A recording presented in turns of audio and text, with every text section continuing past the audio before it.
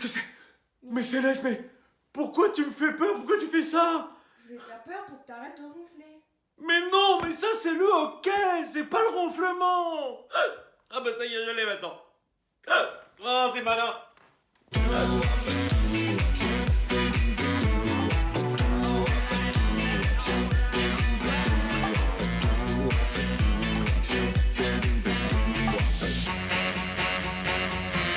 Hey, je suis bien réveillé maintenant. Merci, grâce à ma fille et grâce à vous. Bienvenue à Ensemble, c'est mieux. Bonjour Julie. Bonjour Vincent. Faites pas de bruit la nuit, vous. Hein? Non, mais vous, apparemment, vous ronflez un peu. Hein. Un petit peu, hein. Là je me suis fait gauler. Rattrapé par la patrouille, c'était ma dernière fille. On a la preuve maintenant, en tout cas. On a la preuve filmée, c'est terrible, mais c'est comme ça.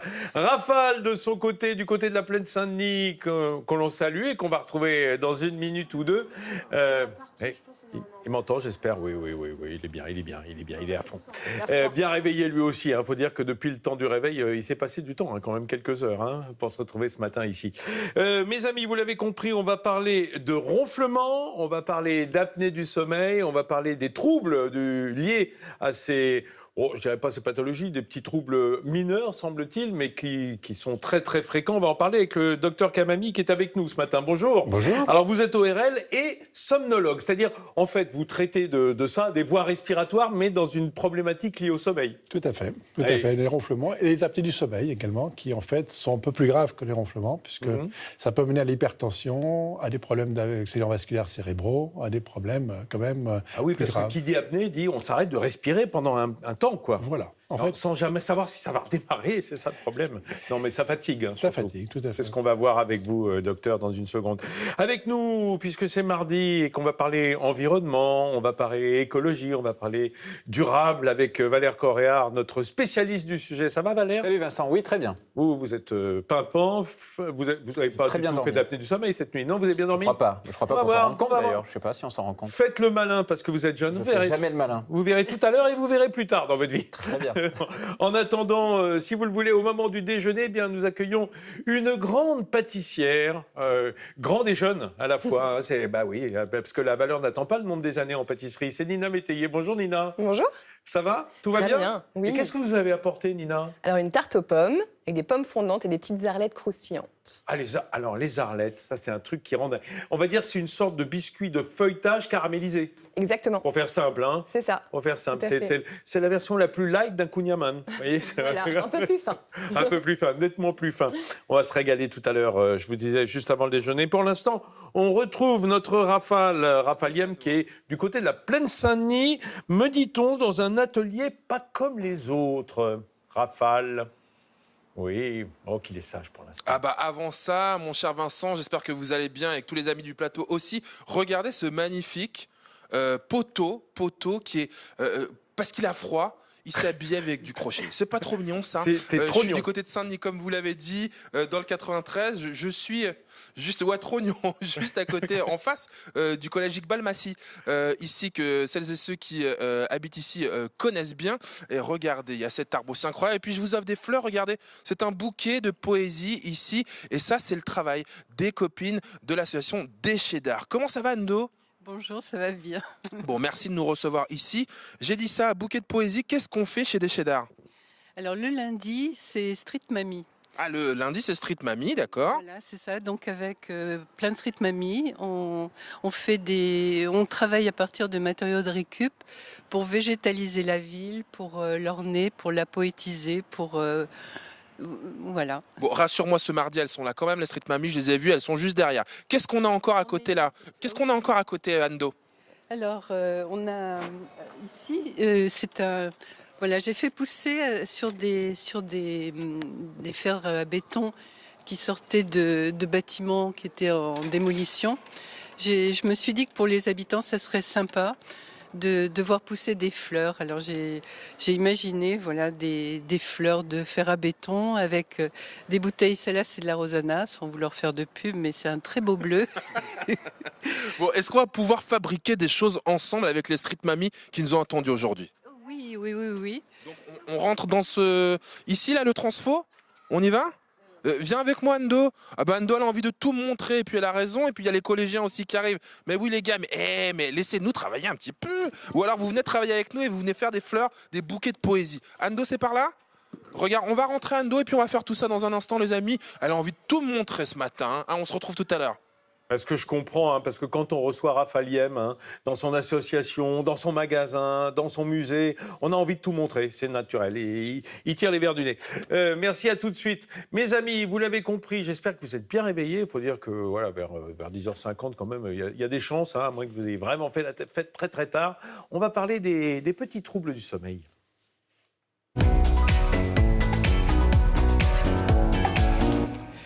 Docteur Kamami, Yves-Victor Kamami qui est avec nous ce matin, qui est somnologue. Ah oui, c'est spécialiste de votre sommeil. Ça, c'est... On parle souvent des maladies de dos, du mal de dos comme la maladie du siècle. Moi, j'ai envie de dire que les problèmes liés au sommeil aussi, et puis ça touche tout le monde globalement à un moment donné. Tout à fait, mais surtout à partir de 30-40 ans, on a tous une baisse hormonale. On a une baisse hormonale qui entraîne, si vous voulez, une différence de sommeil, de phase de sommeil.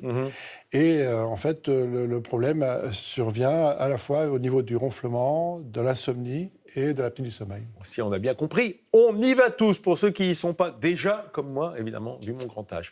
Julie, mettez-nous les idées au clair. Oui, alors le nom savant de ronflement, vous ne saviez peut-être pas, ça s'appelle la ronchopathie. Et ça concerne 45% des adultes, hommes et femmes confondus. Mais heureusement, tous ne sont pas des ronfleurs réguliers. Le style de vie influence la fréquence et l'intensité des ronflements.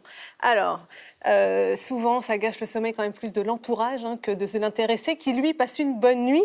Mais parfois, ça peut être aussi le signe de troubles plus graves. Vous en avez parlé, l'apnée du sommeil. Alors, quelles en sont les causes? Peut-on arrêter de ronfler? Et si oui, comment? Début de réponse en images. Ah, ce que tu peux faire comme boucan la nuit? Ah bon? Bah moi, j'entends rien. Le sommeil devrait être synonyme de silence? Eh ben non. Un Français sur 3 ronfle. Entre 30 et 50 ans, 60% des ronfleurs sont des hommes. Mais passé 60 ans, madame se met aussi à ronfler. Et oui, plus on prend de l'âge, plus on a des chances de ronfler. Car la ronchopathie, c'est comme ça qu'on dit quand on est savant, est due à un relâchement des muscles de la gorge qui réduit les voies respiratoires. La vibration de ces tissus au passage de l'air produit alors ce doux bruit qui peut quand même atteindre 90 décibels, le moteur d'une voiture. Mais attention, le ronflement peut aussi être le symptôme d'un problème plus grave, l'apnée du sommeil, c'est-à-dire des arrêts respiratoires nocturnes qui peuvent aller de 10 à 30 secondes. On estime à 5% le nombre de Français qui en souffrent. Si vous ronflez bruyamment et qu'en plus vous êtes fréquemment fatigué, sujet à des somnolences, à des migraines, parlez-en à votre médecin. Car l'apnée du sommeil comporte des risques d'accidents cardiovasculaires sérieux. Il a été démontré qu'elle fait même flancher votre mémoire. Mais heureusement, pour le ronflement comme pour l'apnée du sommeil, des solutions existent. Alors, sortez du ronron et consultez. Bon.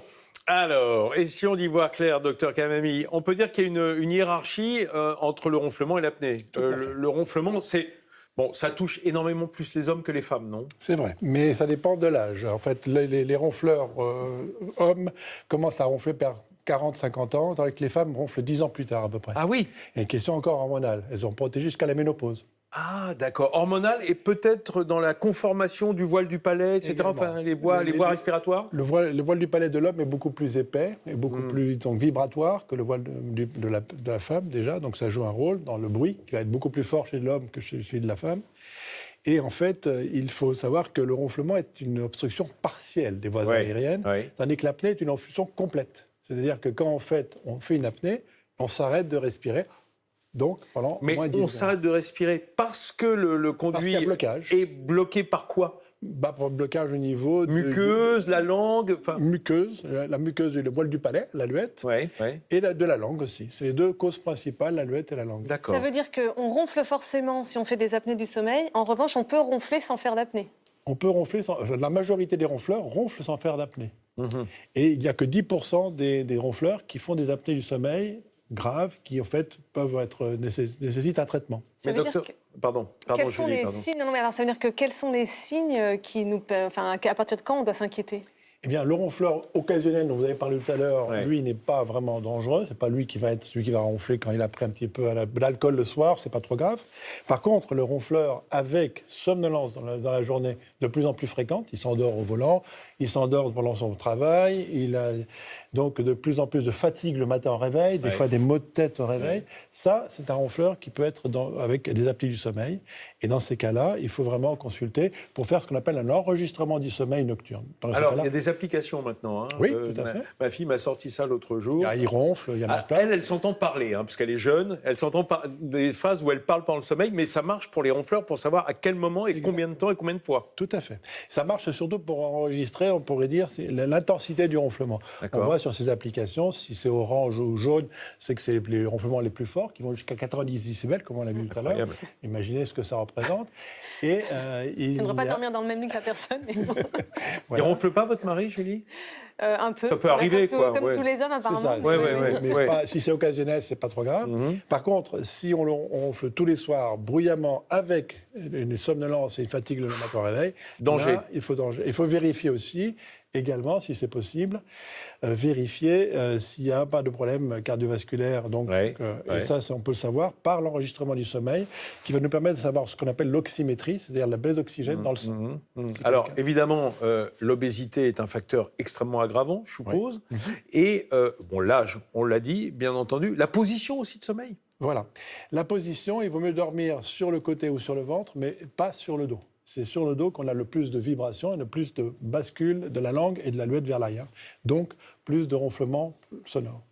On a une question pour vous, docteur. C'est Driss qui nous l'a envoyée. On l'écoute et puis vous y répondez. Bonjour à tous, je m'appelle Driss, j'ai 43 ans et je fais de l'apnée du sommeil depuis février 2018. Après un examen de la médecine du travail où m'ont trouvé de la tension, donc je suis parti chez le cardiologue faire des examens et le pneumologue. Donc je suis appareillé depuis 2018 et je faisais 45 apnées par heure et maintenant je suis à peu près 3-4 apnées par heure et j'aimerais savoir si la perte de poids pourrait faciliter la diminution de mes apnées. 45 apnées par heure, c'est-à-dire pratiquement 1 par minute. C'est ça. Une par minute. Et c'est les formes les plus sévères. C'est-à-dire qu'au-dessus de 30 par heure, on considère que c'est sévère. Et là, 45 par heure, c'est beaucoup. Ce qui est important de voir aussi, c'est l'anatomie de ce monsieur. Il est un petit peu donc avec un cou épais et aussi avec les dents du bas qui reculent. On appelle ça une rétrognatsie. Et cette rétrognatsie fait que la langue n'a pas de place en avant. Donc dès qu'il est sur le dos, hop, ça bascule en arrière. Ah oui, en fait, elle obstrue. Exactement. Et ça obstrue la langue, obstrue l'arrière de la langue. Et donc il y aura plus de ronflement. Ce qu'il faut aussi savoir, le fait d'avoir ces 45 apnées par heure font que s'il ne perd pas du poids, il va continuer à ronfler, à faire des apnées comme avant. En fait, lorsqu'on prend du poids, lorsqu'on prend 1 kg par exemple dans son poids du corps, on prend 1 gramme dans sa langue. S'il perd 5 kilos, il va perdre 5 grammes dans sa langue. Il va diminuer. Nina Mété, il n'a pas de tir, elle fait non. Il va diminuer donc le volume de sa langue et immédiatement, il va aussi diminuer ses apnées. C'est-à-dire qu'il va diminuer ses ronflements et ses apnées. Donc il a raison, le fait de perdre de poids va avoir un effet net sur ses apnées. Mais docteur Kamami, si je comprends bien, parce que vous parlez de la langue, on parle de la luette, ça veut dire que quand on dort, on ne respire pas par le nez ? On respire par le nez, mais l'air ventile et part derrière la luette et derrière la langue. Et c'est ça ce qui fait vibrer les deux. C'est le même passage. Et à un moment, il y a un petit goulot d'étranglement, quoi. Exactement, c'est le goulot d'étranglement à ce niveau-là. Et juste, docteur, parce que le temps presse, je voudrais juste avoir votre avis sur les orthèses d'avancée mandibulaire. J'ai compris sur les orteils, moi. Vous en pensez quoi? Est-ce que c'est efficace pour les ronfleurs? Les orthèses, c'est une sorte d'appareil dentaire que l'on met la nuit qui avance les dents du bas. Comme ce monsieur, ça lui aurait été utile, puisque vous avez vu que son menton est un petit peu en arrière. Et l'orthèse va avancer la mâchoire et la langue, ce qui fait qu'il va moins ronfler par la langue. Ça tire sur le larynx, sur le maxillaire inférieur. Comme ça. Et donc ça écarte le... Ça écarte, et ce qui fait qu'il a moins de vibrations vers l'arrière. Donc l'efficacité est prouvée de ces... Exactement, l'efficacité est prouvée, mais attention, ça ne va marcher que sur la langue. Imaginons que ce monsieur, on veuille le traiter de ses apnées du sommeil. Eh bien, il va falloir traiter à la fois donc la luette et à la fois la langue.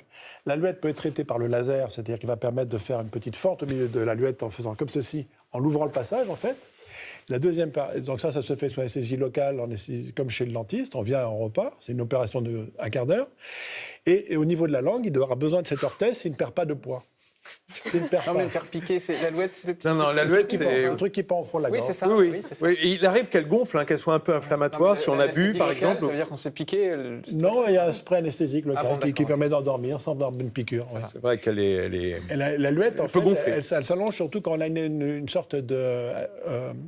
lorsqu'on a une allergie par exemple aux crevettes, vous allez avoir à ce moment-là l'alouette qui va gonfler. Parce Et que à c'est ce une moment-là, on muqueuse. s'étouffe. Donc, Ouais, c'est une muqueuse. Ok, docteur. Donc, on a bien compris. Hein, si on est somnolent dans la journée, qu'on entend votre conjointe vous dire « Dis donc, t'as ronflé cette nuit » et que c'est trop fréquent, qu'il il s'arrête faut de consulter. respirer la nuit. Et qu'on s'arrête de respirer. Ouais, mais ça, on ne le sait pas en général. Le conjoint le voit. Ah oui, parfois c'est... Voilà. Voilà, on reprend... C'est le gaz. c'est le gasp.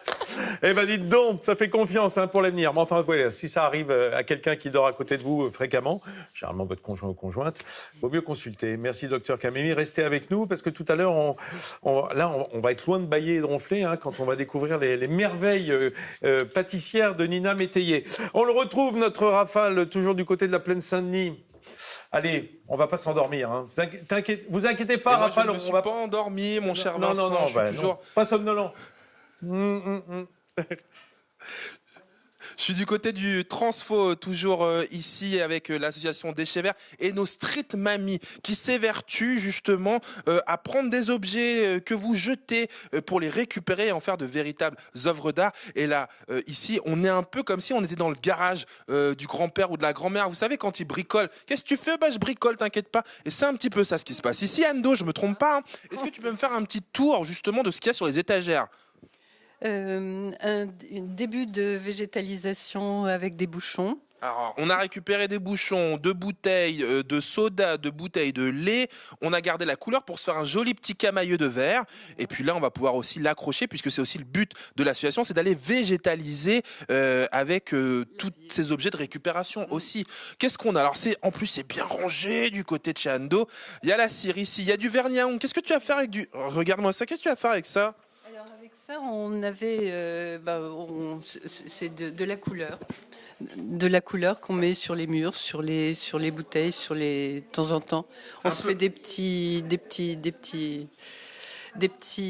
paillettes. Un peu comme des graffeuses hein, finalement. On a de la perlerie ici. Et qu'est-ce que c'est que ça ? Alors regarde-moi ça, Ando. Ça c'est du matériel médical. Donc, on est en lien avec des hôpitaux, des structures. Des structures comme ça. Et ça sert à faire les transfusions. C'est ça, hein, pour les dialyses, tout ça, on récupère ça aussi. Mais tout est propre. Hein. Bah oui, bien sûr, tout est propre. Et là, c'est quoi ? Ça, c'est des caches-aiguilles. Ah oui, d'accord, les piqûres. Qui a peur des piqûres sur le plateau ? Non, n'ayez plus peur parce qu'on récupère tout ça maintenant pour les détourner et faire d'autres objets. Ando, on va regarder de ce côté-là aussi, puisqu'on n'a pas terminé la visite. Ah bah regardez. N'ayez pas peur, on vous en fait des bouquets justement de ces caches-aiguilles. Ici, ça continue. Ando, montre-moi. Regarde, qu'est-ce que c'est que ça ? Florine Constant m'accompagne chaque matin. Qu'est-ce que c'est que cet amas de tuyaux, ma chère Ando ? Ça, c'est un canapé dans lequel on peut se plonger, qui est fait avec des tuyaux de comment ça s'appelle ? Comment on appelle ça ? C'est des gros tuyaux en plastique. Hein. Tu dis qu'il faut se jeter dedans. Alors, je te laisse me raconter l'histoire de ces tuyaux. Ah oui, c'est en passant au-dessus du pont. Je te laisse le micro. Merci. En passant au-dessus du pont du pont de la gare de Saint-Denis. Pendant la construction du T8, il y avait des rouleaux, d'énormes rouleaux dans lesquels on passe d'autres tuyaux électriques, de l'eau, des trucs. Et j'ai trouvé ça, j'avais envie de sauter dedans quand on est prise dans les embouteillages. Et du coup... Et du coup, on en a fait un fauteuil très confortable. Je vous présente, avant de vous rendre l'en-tête, les ouvriers t'en ont donné en plus des kilomètres. Voilà, ça a fait des meubles. Une des street mamies encore qui est là. C'est quoi ton prénom ? Véronique. Véronique, tu vis où toi ? À Saint-Denis Centre. Comment tu as connu l'association, cet atelier ? Eh bien, grâce à la Maison des Seniors. Donc, il y avait un projet de travailler avec Ando pour des créations. Voilà. Et te voilà arrivé. Ça fait combien de temps que tu es une street mamie ? 3 ans. Ça fait 3 ans déjà. Et ta spécialité, qu'est-ce que c'est ? Il y a un peu de tout parce que ce que j'ai surtout appris avec Ando, c'est de travailler le plastique. Et puis de faire des travaux collectifs comme ça, donc en faisant des travaux en crochet, mélange de laine et de plastique, et de rassembler tous nos travaux pour en faire des grandes fresques que Anne présente. Une grande fresque qu'on va peut-être vous présenter d'ici la fin de l'émission. Restez avec nous. Il y a encore plein de street mamies qui sont derrière. À tout à l'heure. À tout à l'heure, Rafale. Heureusement qu'il est sur le terrain, parce que nous, pendant ce temps-là, on est au chaud, en studio, tranquille, mais lui, il est vraiment sur le terrain, notre Rafale. Mes amis, on en a un autre qui est sur le terrain en permanence toute la semaine pour venir nous parler un peu d'écologie et de sauvegarde de notre planète. C'est Valère Correr qu'on retrouve.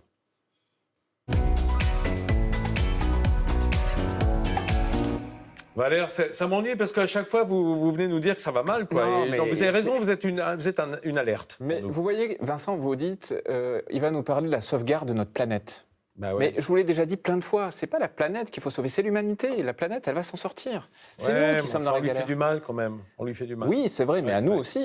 Ouais. Bon. Par la même occasion, vous avez raison. Justement, je voulais vous parler aujourd'hui d'un truc qui peut faire du bien, c'est de regarder un bon film. Ah oui. Regarder un bon film, ça peut faire du bien. Et on a tous en tête, je pense, un film qui nous a marqué, qui nous a fait un peu basculer vers, je sais pas, autre chose, un nouvel engagement, un militantisme, une prise de conscience. Non, ça vous avez en tête un bon film, Julie? Un film qui vous a marqué, qui vous a... dans toute votre existence, courte, mais sur le chemin de l'école, j'avais beaucoup aimé justement qui suivait plusieurs enfants sur toute la planète, qui allaient à l'école à pied souvent dans les conditions. Et ça me... Voilà, Vincent aussi, je suis sûr que vous avez vu un film qui vous a marqué. Oui, bien sûr, Les Bronzés font du ski. Ah, ouais. Et alors, mais qui a vraiment ça vous a fait nul basculer dans quoi? Ça vous a fait basculer dans quoi, Les Bronzés font du ski? Vous avez arrêté le ski? J'ai essayé de trouver le plus bête que je puisse vous dire. Je m'en doutais un petit peu. Ce qui est intéressant, honnêtement, c'est que le film, c'est devenu un moyen de mobiliser. On l'a vu avec le film Demain, par exemple, de Mélanie Laurent et Cyril Dion, qui a fait un carton incroyable. Au nom de la Terre, moi j'ai adoré. Voilà, il y a eu Home, bref, il y a eu tout un tas de films comme ça qui nous ont marqués, jeunes ou moins jeunes.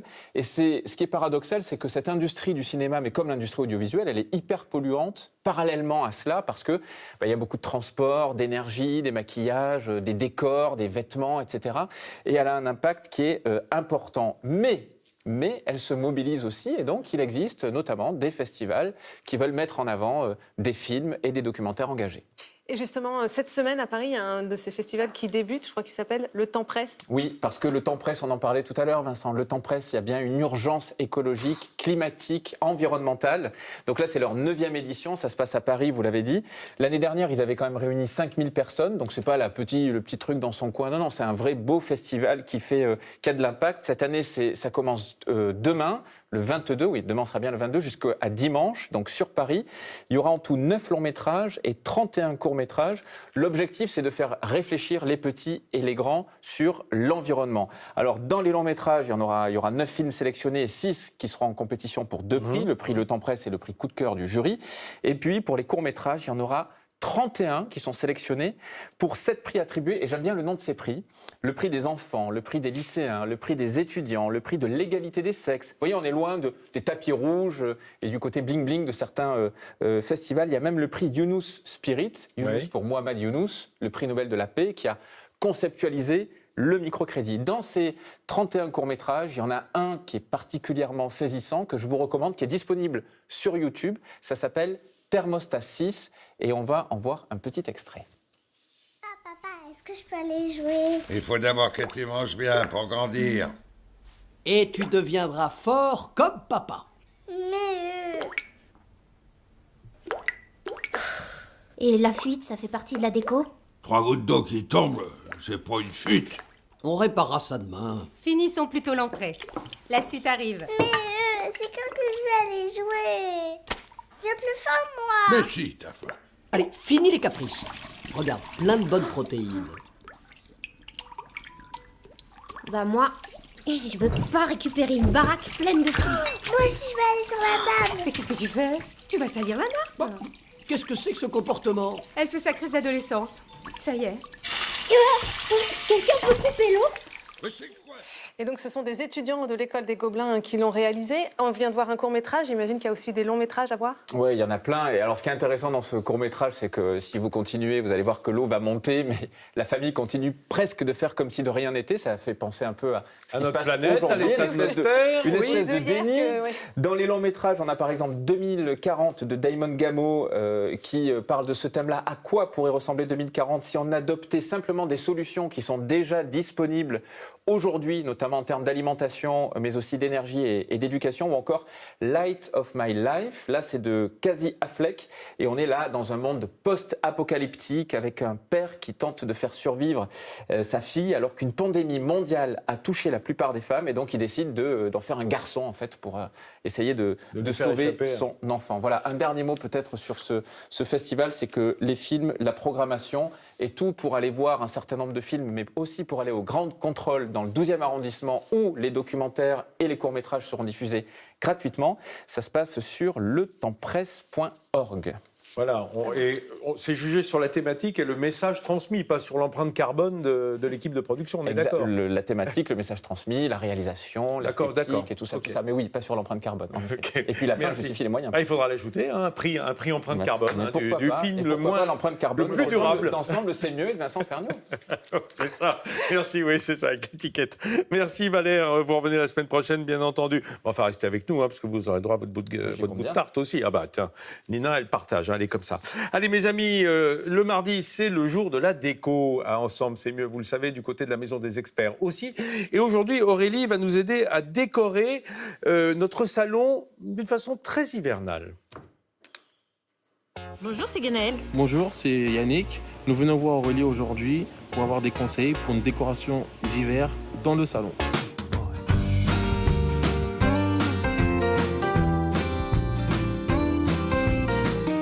Bonjour Yannick, bonjour Guénaël. Bonjour Aurélie. Bon, toutes les météos s'accordent à le dire, l'hiver est bien là. Oui. Je vais vous livrer aujourd'hui toutes mes astuces pour faire de votre salon un vrai nid douillet pour l'hiver. On y va ? On y va. Donc en hiver, la lumière baisse, il fait froid dehors et je sais pas pour vous, mais moi j'ai qu'une envie, c'est de rentrer vite chez moi le soir. Donc mon premier conseil, c'est vraiment jouer sur l'accumulation des textiles avec des coussins en mohair, sur des matières douces comme ça. Tu as aussi des plaids. Alors les plaids, ils peuvent être comme celui-là par exemple, voilà, sur une laine. Ah oui. Et Yannick, tu en as un là-bas par exemple avec une imitation fourrure. Pour les couleurs, vous pouvez partir sur des teintes plutôt claires. Ici, j'ai choisi un coussin dans les tons d'ocre. Bien sûr, on n'oublie pas les sols, donc on choisit plutôt un tapis avec une fibre épaisse, comme celui-ci avec un tapis à poils longs. D'accord. Ok ?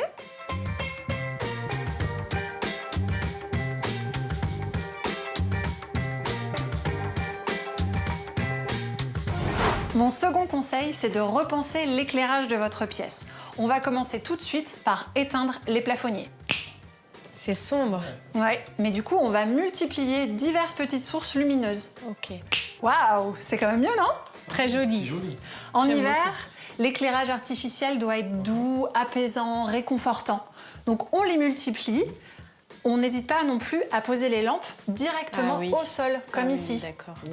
Une lumière qui vient du sol sera beaucoup plus douce qu'une lumière zénithale. On use et on abuse des guirlandes lumineuses, comme celle-ci. Oui. Très joli. On a voilà, de l'éclairage de faible intensité un peu partout. Et dès la tombée de la nuit, on allume les bougies.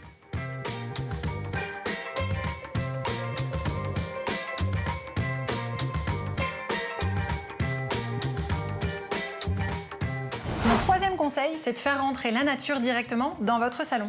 Et pour ça, on va choisir du mobilier ou des accessoires en fibre naturelle. Ici, une table en bois, ou pourquoi pas ces paniers en jonc de mer tressé. Enfin, on peut capturer un peu de nature dans des bocaux. Ici, juste un simple bocal, quelques pommes de pin et une guirlande lumineuse. Ça fait tout de suite la magie. C'est très joli. Et voilà, comme quoi en fouillant simplement dans ces placards ou en chinant dans des magasins de seconde main, maintenant vous aurez l'œil pour dégoter une jolie décoration d'hiver pour votre salon. Ça vous plaît ? Super. Très joli. Merci. Aurélie.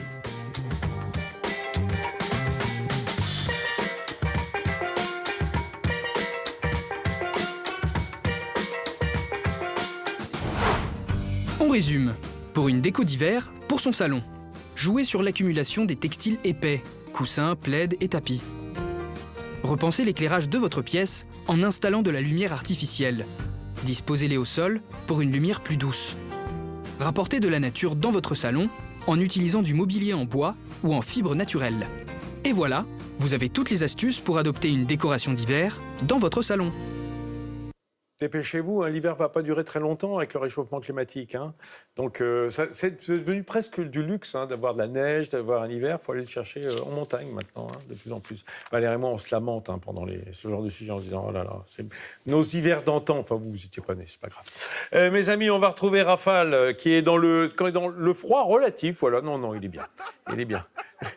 Oh bah dites donc, ça rigole bien là-bas. Oui, les amis, moi je suis toujours... nous on rigole plutôt beaucoup ici pour cet atelier avec Déchets d'art. On est toujours au Transfo du côté de la Plaine Saint-Denis dans le 93. Et là, avec toutes mes copines, les street mamies, on est en train de confectionner un gazon. On va mettre des fleurs de récupération, évidemment, qu'on est en train de crocheter, qu'on est en train de confectionner. Ensuite, on ira le mettre du côté sous le pont de Soissons. Je me trompe pas, Maria ? Pont Soissons. Le pont Soissons. Je me fais reprendre depuis tout à l'heure. Comment ça va, Maria ? Non, tu me poses des questions. Parce que Maria, elle me dit, tu me perturbes, les hommes me perturbent. Bah voilà, mais Maria, qu'est-ce que tu veux que je te dise ? Il se passe quelque chose entre nous ce matin ensemble, c'est mieux ? Mais c'est ça le direct aussi. Tu sais, on fait des jaloux, là, je le connais, il y a Vincent Ferniaud qui est en plateau qui dit... De toute façon, j'ai l'impression qu'ils sont jaloux. Hein. Eh bien, ils sont très jaloux. Et ça fait combien de temps que t'es street mamie, toi ? Ça fait même pas là. Ça fait pas longtemps ? Non, ça fait pas longtemps. C'est vrai. Bah alors, qu'est-ce qui t'a fait rentrer dans cette association ? Pourquoi est-ce que tu participes à ces ateliers ? Écoute, j'ai regardé, j'ai écouté. Et on m'a dit, et j'ai dit, je vais voir. Je suis arrivé le premier jour, j'ai dit, pof, je m'installe. Et bien, du coup, c'est sa place, attitrée, hein ?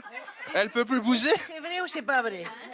Alors, on me dit, elle pose la question, est-ce que c'est vrai ? Répondez-nous sur le Twitter ou l'Instagram de France 3 Paris. C'est vrai ou c'est pas vrai que Maria s'est installée ici ?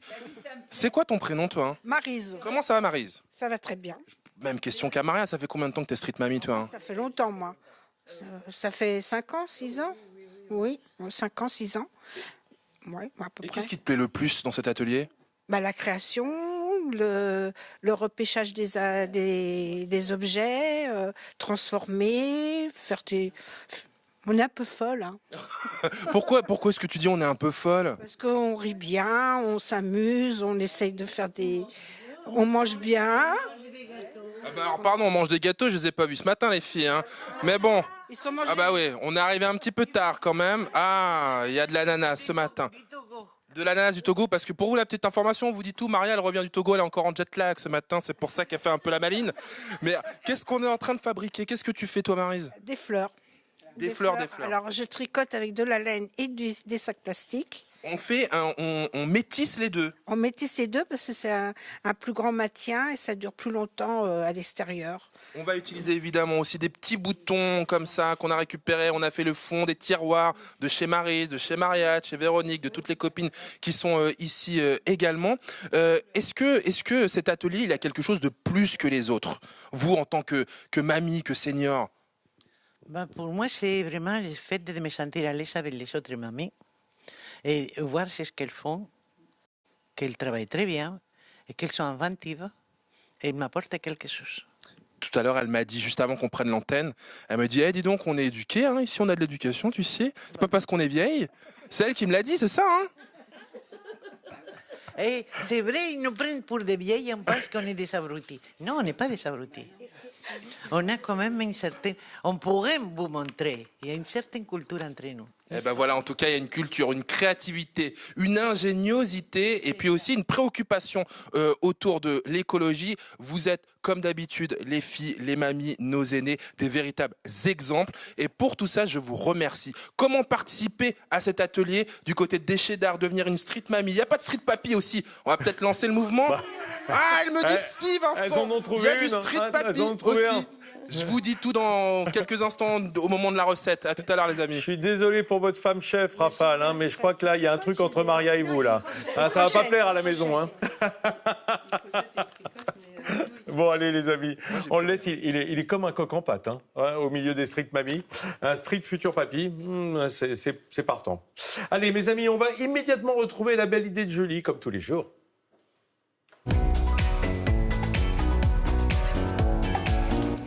Et Et voici ce matin une solution qui devrait ravir les noctambules ou encore ceux qui ont besoin de se rendre très tôt dans les aéroports ou plus généralement ceux qui ne prennent pas le taxi parce que trop cher. Est-ce que vous avez déjà pensé à mutualiser un taxi ? On peut faire ça avec les VTC, hein. Parfois c'est des... Avec les VTC ou alors avec des amis, mais il faut aussi que le chauffeur accepte et ce n'est pas toujours le cas. Alors, sauf qu'avec des inconnus, c'était jusqu'à présent impossible, mais plus depuis l'arrivée de Taximat. C'est un service qui permet par exemple de se rendre à Orly pour 9 € ou alors à Roissy pour 14 €. Un coût réduit parce que justement, on est plusieurs dans le même taxi, comme nous l'explique Jean-Edern Rougagnou, le fondateur de Taximat.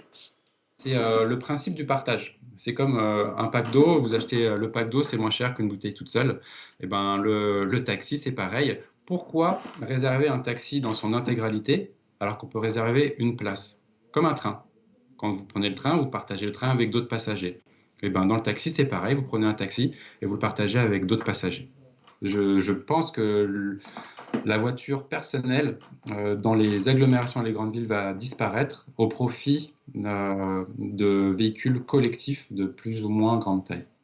Minibus, quoi. Des minibus partagés, oui, des vannes, exactement. Ouais. Et cette idée, Jean-Edern Rougagnou l'a eue parce qu'un jour, il s'est confronté au problème dans un aéroport. Son avion a eu du retard. Les transports en commun étaient fermés quand il est arrivé. Il a voulu prendre le taxi. Il y avait une file interminable. Et à chaque fois, ça l'a rendu fou de voir une seule personne monter dans un taxi. Alors, pour aller encore plus loin, il propose maintenant des lignes de nuit aussi de taxi la nuit pour 5 €. Vous pouvez ainsi rentrer chez vous. En fait, ce sont des chauffeurs qui sillonnent la ville sur un itinéraire qui est fixé. Alors pour l'instant, ça va de Bercy à Pereire. Les chauffeurs, eux, sont payés au forfait. Et donc vous, sur le trajet, vous pouvez monter et descendre quand vous voulez. Génial. Et puis, ça permet en plus de ne pas prendre le volant ou une trottinette quand on a trop bu, par exemple. Ça double un peu la RATP. Hein, c'est pas mal. Mais là, c'est pendant que la RATP est fermée. Justement, dans les heures creuses, très creuses, celle de la nuit. Très Merci beaucoup, Julie, une bien belle idée. Allez, une très belle idée avant le déjeuner, c'est de se mettre en appétit avec de la belle pâtisserie. Ça, c'est le truc de Nina.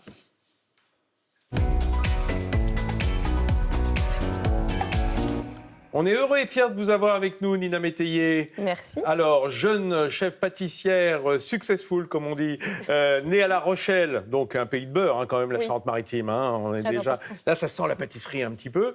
Et puis, vous avez travaillé, alors, pêle-mêle, Amandine Chéniaud, vous avez bossé avec Jean-François Piège, Café Pouchkine. Là, vous êtes entre deux. Oui. Entre deux maisons, vous faites du conseil. Exactement. Et puis vous vous êtes rendu célèbre cette année avec une sacrée galette, puisque vous avez eu l'idée, en fait, si on peut dire, de mettre la rosace de Notre-Dame en hommage sur vos galettes. Exactement. Voilà, je trouvais qu'il y avait une symbolique qui correspondait bien avec la galette. On voit la photo, là, qui passe en même temps que vous. Voilà. Alors, comme vous êtes extrêmement discipliné, puisque vous êtes pâtissière, j'ai dit stop aux galettes. Et du coup, vous n'êtes pas venu avec une galette et on vous en remercie. Voilà, c'est la fin de la galette. Ouais. Et alors, je me suis dit, on a toujours beaucoup de chutes de feuilletage quand on fait une galette. Parce surtout chez vous, hein. Oui, ça c'est une pâtissier. Oui. Voilà, donc du coup, on a beaucoup de feuilletage qui nous reste avec des petits bouts. Et qu'est-ce qu'on peut en faire avec ? On peut en faire une tarte aux pommes avec des arlettes. Voilà, que c'est malin. Alors, expliquez-nous ce que c'est que l'arlette. Attendez, je vais venir déjà avec ma petite caméra parce que j'ai envie d'approcher. L'arlette, c'est, on va dire, une sorte de disque de feuilletage. Voilà, alors en fait, l'arlette, c'est... Je vous bouge un petit peu, c'est Nina. Du feuilletage très très fin qu'on étale très finement et ensuite on rajoute du beurre et de la cassonade, on le roule en petits rouleaux. C'est comme un palmier plat. Voilà, exactement. Ouais, globalement, si on fait simple. Et ensuite, on l'étale, on le cuit et on rajoute un petit peu de sucre pour que ce soit bien croustillant. Bah oui, et puis bien cuit là, je vois que c'est bien caramélisé. Voilà, c'est bien que ce soit bien coloré, comme ça on a le goût du beurre noisette. Donc ça va venir en adjuvant de notre sorte de tarte tatin, globalement. Exactement, c'est ça. Alors là, j'ai fait un sablé. Donc un sablé tout simple. Attendez, hop, je le montre. Voilà, le sablé, il est en dessous. Ça, c'est votre fond de tarte, en quelque sorte. Voilà, c'est ça. Donc vraiment tout simple. Ensuite, un biscuit dessus qui va venir imperméabiliser mon sablé pour que le jus de mes pommes vienne imbiber le biscuit et non remouiller la pâte sablée en dessous. Alors ça, c'est vraiment le truc de la pâtissière. Excusez-moi, mais effectivement, quand on a des pâtes croustillantes comme la pâte sablée, on se bat contre l'humidité. Tout à fait. Et on l'a tous vécu sur des tartes aux fruits. Quand on remet les fruits sur un fond de tarte, ça va le blanchir, le rendre pâteux, le décuire en quelque sorte. C'est mouillé, quoi. Et c'est pas top. Alors, je pose une question bête, mais si on met justement un caramel, si on caramélise en surface, si on met une matière grasse, ça protège pas de l'humidité? Ça peut aider. On peut chablonner de beurre de... Chablonner, attention, encore un terme technique. Nina, non, mais est-ce que tout le monde est là, genre, qu'est-ce qu'elle dit? C'est quoi Alors, chablonner? chablonner, c'est imperméabiliser. On va déposer une fine couche. Voilà, de beurre de cacao. Ou on peut utiliser du jaune d'œuf aussi. Ou de l'œuf. Ah oui, comme un glaçage, Voilà. enfin une dorure plutôt. C'est ça. D'accord, génial. Et alors là, votre biscuit, c'est quoi comme biscuit? Alors un biscuit noisette, dacquoise noisette très simple, blanc d'œuf, sucre semoule, sucre glace et poudre de noisette. Mais c'est moelleux quand même, je ne vais pas mettre le oui, doigt, bien mais sûr, c'est c'est tout moelleux. Ah oui, d'accord. Ah ouais, super. Bon, voilà. C'est bien. Donc ça vient faire une sous-couche. C'est ça. Et en plus, du coup, ça rapporte un petit côté noisette et un petit côté moelleux sympa. Je vous laisse monter le truc, hein, parce que je parle, et pendant ce temps-là... Alors, c'est très simple. Vous n'avez pas trop des arlettes, là? Si, j'en ai un peu. Bon, très bien. Voilà. Bon, je vais mettre un petit gant Moi, quand c'est même réglé. pour que tout le monde puisse déguster après. Ah, voilà, donc là, là, on c'est va sérieux. simplement mettre les petites pommes que je suis venue cuire dans un caramel. Donc caramel, sucre... Alors, j'utilise toujours du sucre non raffiné, parce que c'est meilleur pour la santé. Donc là, c'est un sucre légèrement roux. Donc, il faut faire attention à la cuisson du caramel quand on utilise un sucre un peu roux, parce qu'on ne peut pas se fier à la couleur, donc il faut se fier à l'odeur. Ah, bah oui, parce qu'il est déjà brun, en fait. Tout à fait. Quand le sirop de sucre, avant de caraméliser, est déjà voilà, foncé, c'est quoi. ça. Bon, c'est un petit peu de sucre cassonade, donc c'est vrai que la caramélisation est un petit peu plus sensible, il faut faire attention, mais ça apporte un goût bien meilleur, et pour la santé, c'est bien meilleur aussi. On a moins de... Moi, je le sens. Quand je mange trop de sucre, j'ai un petit côté un petit peu déprimé à la fin de la journée. Alors que c'est le creux glycémique voilà, après le pic, hein, docteur, on est d'accord? On est d'accord. C'est terrible. Ça rend somnolent d'ailleurs, hein, si on mange trop de sucre à un moment donné quand ça tombe. Le pic d'hypoglycémie. Et pas avec le sucre raffiné, non raffiné. Bah, j'ai moins ça. Alors moi je m'y connais pas très bien, je suis pas docteur, mais je l'ai moins. Si tu veux. C'est une bonne nouvelle. Allez, on va vous laisser dresser parce que vous faites ça bien. Vous avez la rosace dans le sang, vous. Après celle de Notre-Dame, là c'est la rosace de pomme. C'est ça. On va voir Rafale qui est au milieu de ses grands-mères, de ses street mamies, savoir si elles en ont laissé un morceau là, parce qu'elle le dévorait des yeux, notre Rafale. Hein, Tanguy, s'il te plaît, tu peux demander à ce qu'on me rappelle en urgence? Ouais. Où est-il? Allez, voilà. Bah, on va finir à mon avis, il est plus filmable. non, là, il s'est fait embarquer dans un truc, là. Regardez. Oh, qu'est-ce que c'est beau. Non, mais là, évidemment, c'est la main de la pâtissière. Hein, donc, chez nous, c'est peut-être compliqué. C'est pas si compliqué. Ce qui est beau, c'est le volume que vous leur donnez. Oui, et puis les pommes sont assez épaisses, donc finalement, c'est pas si... Parce que j'aime bien avoir de la mâche dans la pomme. Mais alors, on peut dire que c'est un peu une adaptation d'une tatin, presque. Hein. Tout à fait, en simplifié en montage, parce que tous les éléments peuvent être faits séparément, et on peut le faire à la fin, donc ça va rester très frais quand on va le manger et croustillant, donc c'est vrai qu'on peut le faire simplement à la maison. On voit qu'il n'y a rien de compliqué dans cette recette. Allez-y, dressez. Alors là, on va mettre un petit point de caramel pour la gourmandise. Oui, des fois que ça manquerait un peu de gourmandise. Hein. Après, on peut rajouter un petit peu au-dessous, moi j'adore le caramel. Bah, je vous comprends, hein. C'est merveilleux, c'est quand même la meilleure partie du sucre, c'est le caramel. Hein. Voilà.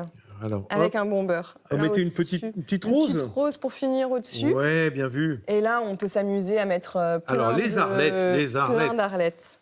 Voilà. Génial. J'adore. Voilà. Ah ouais, super. Bon, ça, si vous les avez pas faites, hein, vous-même, ça sera pas tout à fait pareil, mais on peut y mettre des morceaux de pâte feuilletée. Oui, tout à fait. Bah, après, si on mélange, les arlettes, c'est pas si compliqué que ça, mais si jamais on n'a pas on peut simplement avec un bout de feuilletage le mélanger un petit peu avec du sucre et du beurre, et puis ça va être croustillant et tout à fait correct. Gourmand, voilà, c'est ça.